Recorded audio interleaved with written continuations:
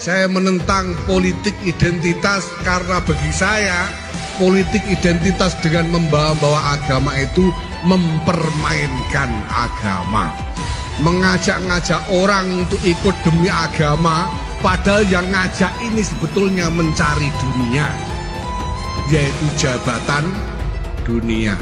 Kepada orang banyak katanya ngajak-ngajak, kalau ikut saya masuk surga, nyoblos saya masuk surga, tidak nyoblos saya neraka, tidak berhak disalati kalau mati misalnya. Ini mempermainkan agama. Mau jadi apa kita tanpa amin? Mau jadi apa kita tanpa amin? Mau jadi apa kita semua tanpa amin? Apa kata dunia Indonesia tanpa amin? Alhamdulillah pada amin. Emang yang punya surga kelompoknya pendukung Pak Anies? Hah? Iya. Ngapain lama-lama di dunia? Ngapain? Kalau katanya dijamin masuk surga, pihak kami 01 sudah menang, tapi dikelebongkan. Biadab KPU, biadab KPU. Jangan sangat KPU. Kalian keluar. Jangan jadi petunggang. Kalian tuh petunggang. Kemarin 2019 kami asli membela Prabowo. Kami jadi gembel. Kami tidur di jalanan pakai kardus. Tapi aku perjuangkan. Dia akhirnya masuk ke tumberan yang sama. Dia apa? Dia nggak tahan dengan oposisi. Sekarang aku perjuangkan 01. Aku perjuangkan Anies Baswedan. Kami perjuangkan Bapak Anies Baswedan itu udah menang. Lawan dia. Lawan.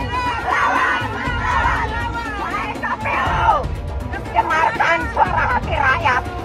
Jangan pernah membuka pembicaraan atau berdebat dengan pendukung 01 karena capek, beneran capek.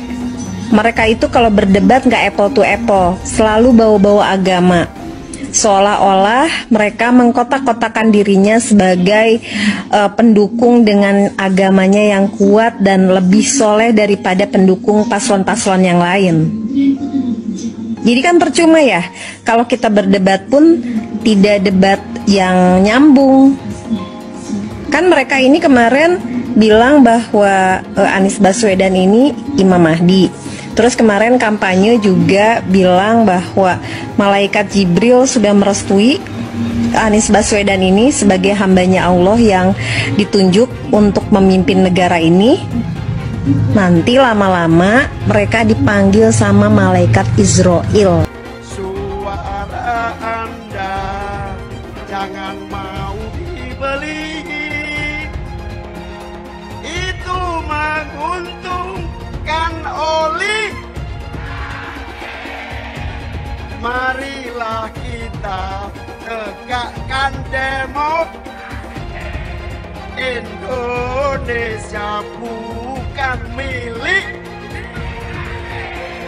dinasti. Indonesia bukan milik. Gak belok. Gak milih Anies masuk neraka. Ya, emangnya Anies malaikat? Emangnya Anies Allah? Dia juga belum tentu di belakang kita mah. Kan ya, anaknya aja boro-boro pakai jilbab, Ibu. Anaknya aja nggak pakai jilbab. Iya.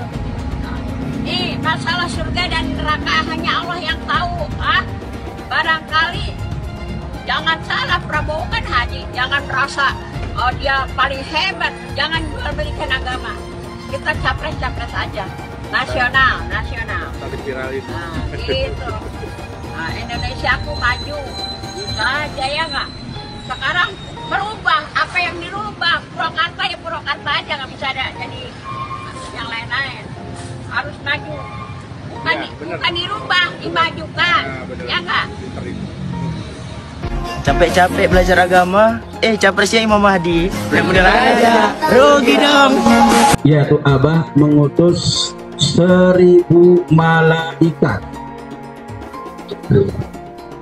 1000 malaikat Dari 1000 malaikat, yang satu malaikat membawa 1000 malaikat.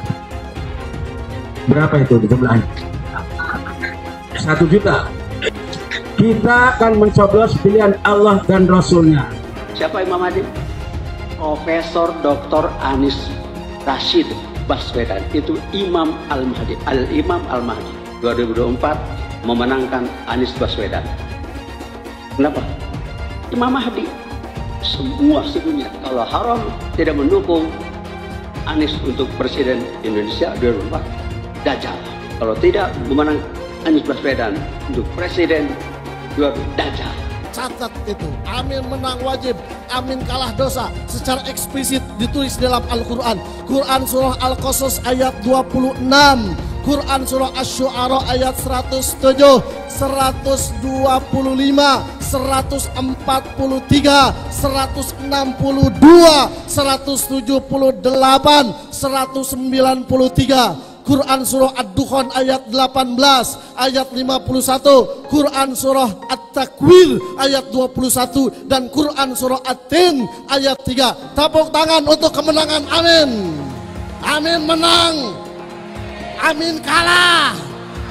Catat itu, amin menang wajib, amin kalah dosa. Kata amin disebut 14 kali di dalam Al-Quran, terdapat di dalam 8 surah. Insya Allah ini menjadi isyarat bahwa pada tanggal 14 Februari 2024 Bapak Anies akan menjadi presiden yang ke-8 dan Pak Muhaimin akan menjadi wakil presiden yang ke-14. Tepuk tangan. Amin menang, amin kalah dosa. Hidup amin, hidup amin, caplos amin, menangkan amin, amin menang 1 putaran, amin, amin, amin menang wajib, amin kalah dosa, amin menang, amin kalah dosa. PKB sekarang, PKB-nya itu yang diambil Muhaimin Iskandar dicuri. Yang sudah mendukung Anies sebagai presiden harus dipertanyakan keislamannya. Hamba itu namanya Anies Baswedan. Dia akan panggil malaikat Jibril. Wahai Jibril, aku mencintai hambaku yang insya Allah namanya Anies Baswedan. Kabarkan kepada seluruh umatku, seluruh makhlukku, bahwa aku mencintai Anies Baswedan. Maka Jibril akan mengatakan kepada seluruh makhluk di langit, seluruh makhluk di bumi, cintailah Anies Baswedan. Maka insya Allah makhluk di langit dan makhluk di bumi semuanya akan mencintai Anies Baswedan dan mendoakan pada 14 Februari insya Allah Anies Baswedan Presiden Republik Indonesia. Siap Bekasi memenangkan Anies Baswedan 80%? Siap menang 1 putaran? Saya tidak mau pemimpin masa depan menyalahkan angin di kemudian hari. Anda kalau nyindir lain kali jangan pakai angin, Mas. Mau bilang lagi, jangan salahkan angin. Saya kan sampaikan soal angin ya kemarin. Angin tak ada KTP-nya. Angin itu bergerak dari sana sini. Ketika polutan yang muncul dari pembangkit listrik tenaga uap mengalir ke Jakarta, maka Jakarta punya indikator, karena itu Jakarta mengatakan ada polusi udara.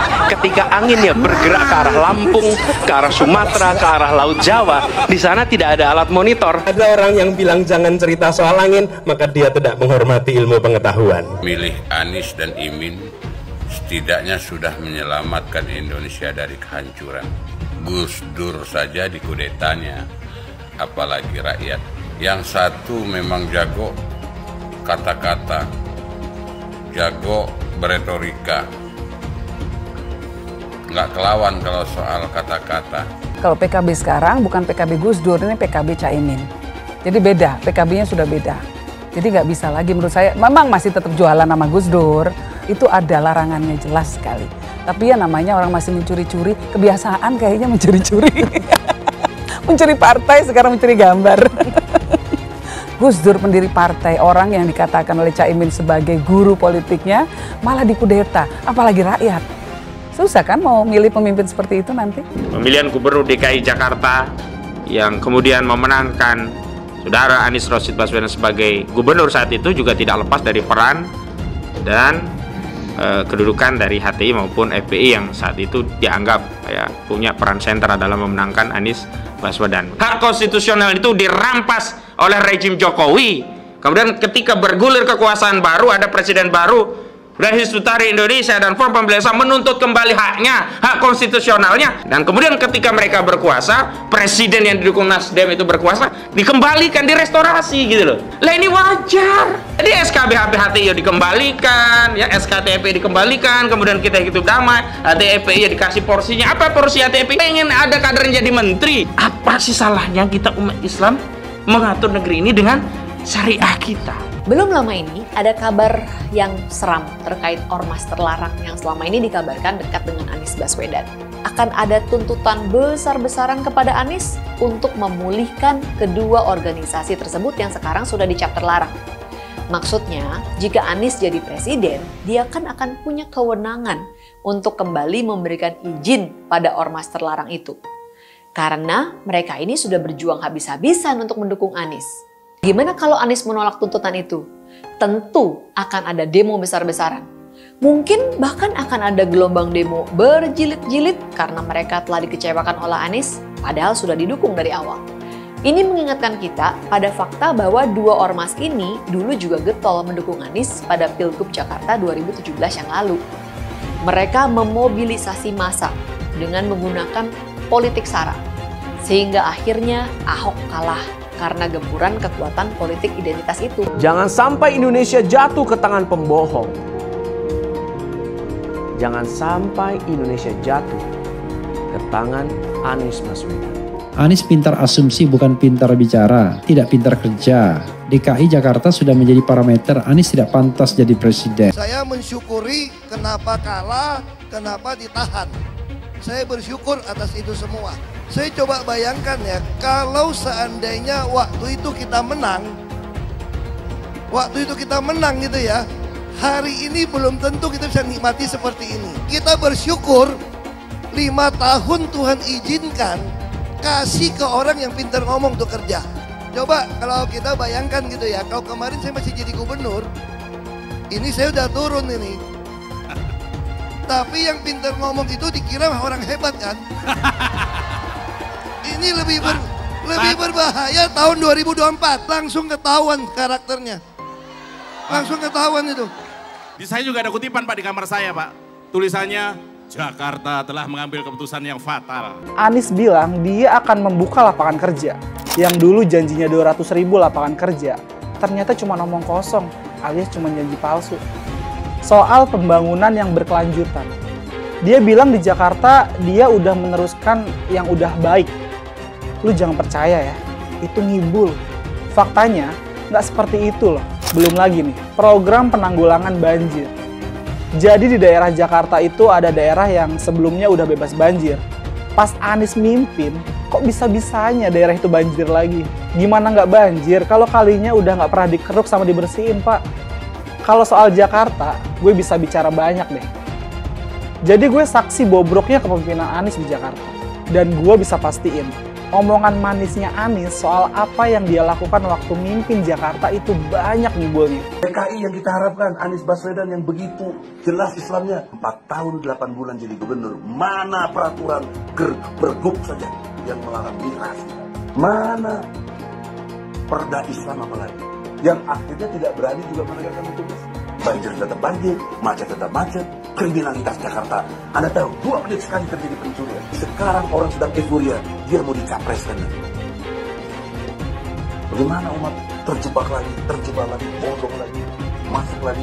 Kalau misalnya memang Anies itu mau maju dan dia tekad mau menegakkan hukum Islam dan menyatakan perlawanan, saya penuh.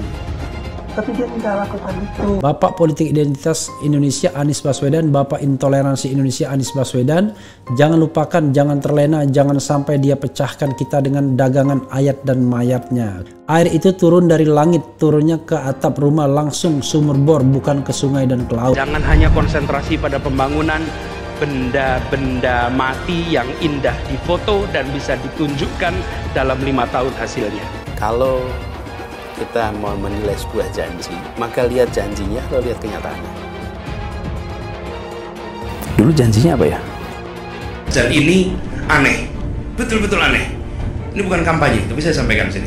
Di satu sisi menyiapkan jalur-jalur air untuk dikirim ke laut, di sisi lain di lautnya dipasang dengan pulau reklamasi, tinggal tunggu waktu jadi rob, air balik. Dan ini melawan sunatullah. Kenapa? Air itu turun dari langit ke bumi, bukan ke laut. Harusnya dimasukkan ke dalam bumi, masukkan tanah. Di seluruh dunia air jatuh itu dimasukkan ke tanah, bukan dialirkan pakai gorong-gorong raksasa ke laut.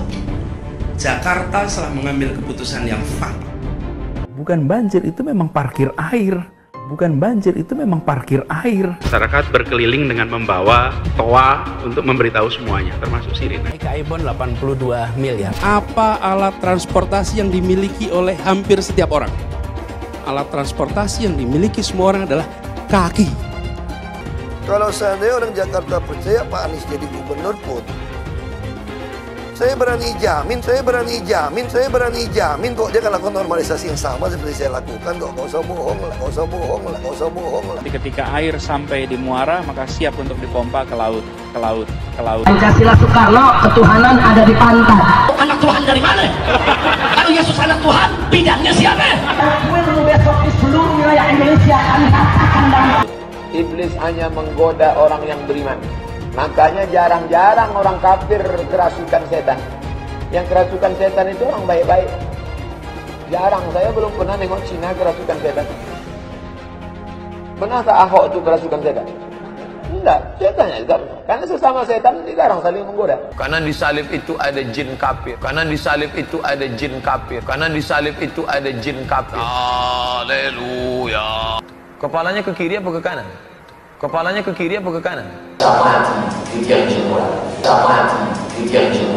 Kita percaya salib itu lambang mulia, bukan jin. Kok ketawa? Aku nggak nyindir siapa-siapa loh. Saya nggak pernah mundur untuk kebenaran, keadilan, kejujuran dan peri kemanusiaan. Gue nggak pernah mundur. Dan gue nggak pernah takut juga sama lu. Siapapun yang rasis, gue akan hadapin.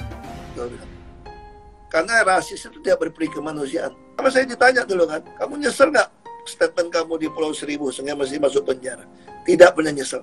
Karena saya mengatakan kebenaran. Anies menuduh Jokowi melakukan penjagalan. Padahal Anies lupa pada rekam jejaknya sendiri di tahun 2017, di mana Anies melakukan penjagalan terhadap Ahok. Semua cara dilakukan, termasuk melakukan politik identitas berbasis agama, sampai-sampai menggunakan kelompok FPI, HTI, dan kelompok intoleran lainnya. Sudah barang pasti, Anies tidak akan melanjutkan program-program Jokowi. Legasi-legasi dari Pak Jokowi akan dihancurkan oleh Anies. Programnya akan diacak-acak oleh Anies Baswedan. Lihat Jakarta, hancur semua. Semisalnya Anies menang, maka Ibu Kota Baru atau IKN nggak akan jalan. Pembangunan akan di-stop. Kita bisa melihat rekam jejak Anies saat menjabat di Jakarta selama 5 tahun. Tidak ada satupun janji yang dipenuhi dan tidak ada kinerja yang bisa dibanggakan. Dari DP 0%, GOC, kelebihan bayar, Formula E, banjir, sumur resapan, jalan rusak, dan gonta-ganti nama jalan. Jika Anies menang, maka FPI dan HTI, Ormas Khilafah, akan kembali. Apa kita mau Pancasila diganti oleh Khilafah?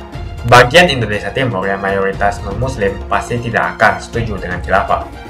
Mungkin Indonesia akan bubar jika Anies memimpin. Perkataan Ahok sudah terbukti dan Jakarta sudah menjadi korban. Jangan biarkan Indonesia menjadi korban kibulan Anies Baswedan. Sedih dan kecewa, itu pasti. Itulah yang dirasakan oleh para pendukung Mas Ganjar dan Prof Mahfud setelah hari pencoblosan di hari Rabu yang lalu. Kita semua butuh waktu untuk mencerna kekalahan ini. Tapi itulah kenyataannya. Itu realitas dan tantangan hidup yang harus kita hadapi. Tapi tidak ada perjuangan yang sia-sia. Begitu kata-kata Mas Ganjar menanggapi hasil pemilihan yang sangat mengecewakan ini. Dan Prof. Mahfud pun kemudian mengingatkan kita semua, jangan pernah lelah untuk mencintai Indonesia. Jangan pernah lelah mencintai Indonesia. Uniknya, ucapan ini sama dengan yang pernah dikatakan oleh Ibu Sri Mulyani ketika dia pun dulu pernah dihantam kekecewaan besar terhadap praktek politik di tanah air. Dia pernah dikalahkan. Dia harus mundur dari jabatannya sebagai Menteri Keuangan di era Presiden SBY. Ibu Sri Mulyani sukses membenahi dan menjaga ekonomi Indonesia untuk bisa melesat menuju posisi kita sekarang, menuju Indonesia jadi negara maju. Tapi posisi bangsa kita sekarang ini ternyata malah kembali tergoyah. Dari sejarah perjalanan hidup Ibu Sri Mulyani, kita pun paham kalau kehidupan itu memang penuh dengan pasang surut. Kita tahu Ibu Sri Mulyani kemudian bangkit, menjauh dari hiruk-pikuk politik dan berkarir cemerlang di IMF dan Bank Dunia. Dan kemudian dia malah diminta untuk kembali ke tanah air untuk menjadi Menteri Keuangan lagi. Kita yang sebelumnya punya optimisme tinggi terhadap bangsa kita, terhadap ketangguhan dan cita-cita tinggi bangsa kita, terhadap harapan negara kita bisa jadi negara maju sebelum tahun 2045, di saat kita merayakan 100 tahun Indonesia merdeka, ternyata optimisme tersebut disirnakan dalam seketika. Dengan begitu saja, lewat hasil pemilihan di hari Rabu lalu. Tidak ada perjuangan yang sia-sia. Jadi walaupun pilu kekalahan dan kekecewaan masih menancap kuat di hati kita semua, yakinlah, tidak ada perjuangan yang sia-sia. Lalu kita pun diingatkan pada sosok Pak Ahok, Pak Basuki Cahayapurnama. Dia dijatuhkan demikian dalam dan secara demikian kasar. Dia dijebloskan ke dalam penjara. Tapi keluar dari penjara, dia pun tampil lebih kuat dan bijak dibandingkan sebelum-sebelumnya. Ini yang terpenting. Pak Ahok pun ternyata nggak kapok untuk terus bersuara keras. Pak Ahok nggak kapok untuk terus mencintai Indonesia. Makanya dari sosok Pak Ahok ini dan dari sosok Ibu Sri Mulyani, dari perjalanan hidup mereka berdua, kita pun paham apa maksud dari kata-kata Mas Ganjar tadi. Kita mungkin tidak perlu berharap terlalu tinggi bahwa hasil pemilu dapat diubah. Secara undang-undang, upaya ke sana akan terlampau sulit. Tapi kita tetap punya kewajiban moral dan kewajiban sejarah untuk mengungkap kecurangan-kecurangan di Pilpres 2024 ini. Ini penting diungkap sebagai bekal perjalanan bangsa kita ke depan, supaya kita lebih kuat dan generasi mendatang lebih tangguh lagi dalam menjaga tatanan demokrasi kita. Mungkin kita-kita ini memang naif, terlalu naif untuk punya harapan terhadap Indonesia, punya harapan dan kepercayaan terhadap rakyat Indonesia. Kita tidak menyangka penguasa akan demikian tega dan rakyat akan demikian lemah dalam menghadapi politik uang dan politik intimidasi yang begitu masif dan terstruktur. Tapi itulah kenyataannya. Inilah realitas dan tantangan hidup yang harus kita hadapi. Sebuah perjuangan baru yang lebih substantif dan tidak melulu mengandalkan ketokohan. Makanya jangan pernah lelah untuk mencintai Indonesia. Tidak ada perjuangan yang sia-sia. Itulah dua kalimat penyemangat yang perlu terus kita pegang. Dan kita harus juga selalu mengingat perjalanan hidup dari Ibu Sri Mulyani dan Pak Ahok sebagai sumber inspirasi dan sumber kekuatan. Ini semua agar negara kita jadi negara yang sejahtera, yang adil dan makmur. Dan setelah itu, setelah hiruk-pikuk pemilu mereda, kita pun akan dihadapkan pada perjuangan yang baru. Perjuangan baru yang tidak kalah beratnya. Perjuangan baru untuk memperbaiki sendi-sendi demokrasi yang sudah dirusak oleh kontestasi Pilpres 2024 ini. Percayalah, kekalahan, sebagaimana juga kemenangan, semua itu hanya perasaan yang sesaat. Gak bakal berlangsung lama. Dia akan segera hilang dan dihapus oleh sang waktu. Yang abadi adalah perjuangan. Tidak ada perjuangan yang sia-sia. Jangan pernah lelah untuk mencintai Indonesia. Jokowi takut legasinya dirusak Anies Baswedan. Lihat Jakarta, hancur semua. Publik menyoroti sejumlah gerakan yang dilakukan oleh Joko Widodo alias Jokowi di Indonesia. Hal tersebut merupakan respon yang cukup wajar. Hal tersebut karena adanya ketakutan dalam Jokowi. Presiden menurutnya di tengah kelimpungan dengan adanya kemungkinan bahwa kemenangan yang diraih oleh Anies Baswedan. Hal tersebut dapat berujung pada hancurnya sejumlah program dari Jokowi. Hal tersebut jelas terjadi karena penerus kekuasaan kepala negara bukan dari kelompok Pak Jokowi. Lihat saja misalnya di Jakarta. Anies menghancurkan semuanya. Legasi-legasi dari Pak Jokowi akan dihancurkan oleh Anies. Programnya akan diacak-acak oleh Anies Baswedan. Wajar-wajar saja jika Jokowi dalam pusaran ketakutan ketika masa kekuasaan berakhir di tahun 2024. Sudah barang pasti Anies tidak akan melanjutkan program-program Jokowi. Semisalnya Anies menang, maka Ibu Kota Baru atau IKN nggak akan jalan. Pembangunan akan di-stop. Legasi-legasi Jokowi akan hancur. Anies menuduh Jokowi melakukan penjagalan. Padahal Anies lupa pada rekam jejaknya sendiri di tahun 2017, di mana Anies melakukan penjagalan terhadap Ahok. Semua cara dilakukan, termasuk melakukan politik identitas berbasis agama, sampai-sampai menggunakan kelompok FPI, HTI, dan kelompok intoleran lainnya.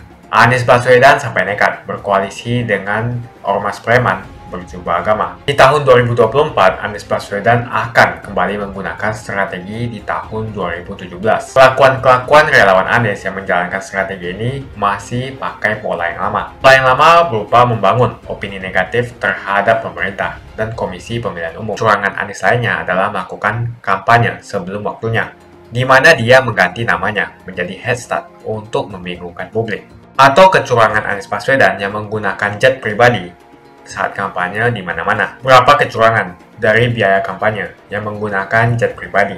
Apakah ini datang dari korupsi BTS yang dilakukan oleh Menkominfo dari Partai Nasdem? Tak main-main kecurangan maling atau korupsi yang dilakukan oleh Johnny G. Plate adalah sebesar 8 triliun rupiah. Suka tidak suka, senang tidak senang, sadar atau tidak sadar, pola Anies Baswedan ini sudah basi. Nampaknya para relawan Anies sudah tak punya cara atau metode lain dalam berkampanye sehingga memainkan strategi playing victim. Memang basi sih strategi ini, tapi sangat terbukti ampuh, apalagi jika ditambahkan dengan jualan isu agama. Tampaknya sih sulit menjual isu agama karena ketiga bakal calon mempunyai agama yang sama. Ataukah mereka akan bikin heboh lagi dengan menyebarkan hoax bahwa Ganjar akan diisukan sebagai seorang yang beragama kafir? Atau mungkin mereka akan membuat hoax bahwa Ganjar adalah anak PKI, ataukah Ganjar Pranowo adalah keturunan non-muslim? Kita bisa melihat rekam jejak Anies saat menjabat di Jakarta selama 5 tahun. Tidak ada satupun janji yang dipenuhi dan tidak ada kinerja yang bisa dibanggakan.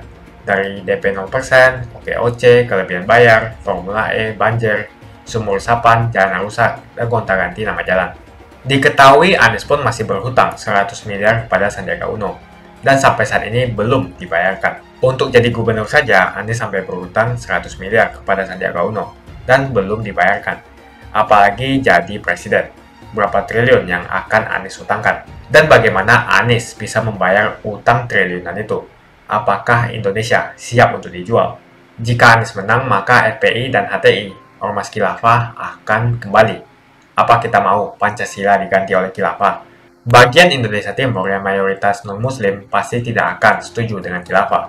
Mungkin Indonesia akan bubar jika Anies memimpin. Perkataan Ahok sudah terbukti dan Jakarta sudah menjadi korban. Jangan biarkan Indonesia menjadi korban kibulan Anies Baswedan. Begitu saja opini saya tentang Anies Baswedan. Bagaimana opini kalian? Tuliskan di kolom komentar. Pastikan kalian semua menekan like di video ini. Dan jangan lupa bagikan video ini ke teman dan family Anda supaya mereka semua mengetahui tentang informasi ini. Tekan tombol subscribe dan bunyikan lonceng notifikasi supaya kamu tidak ketinggalan.